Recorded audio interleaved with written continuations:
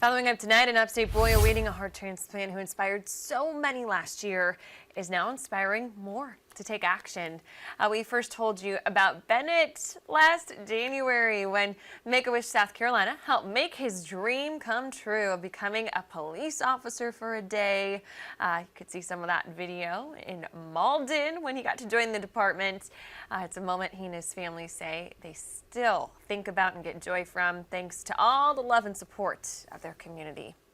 And now, more than a year later, a Lowcountry-based coffee company is using Bennett's story to inspire others and help more kids just like him. OneNation Coffee is selling a Hero's Choice blend for $14.95 a bag. The company says 50% of proceeds from each bag will go to Make-A-Wish, South Carolina.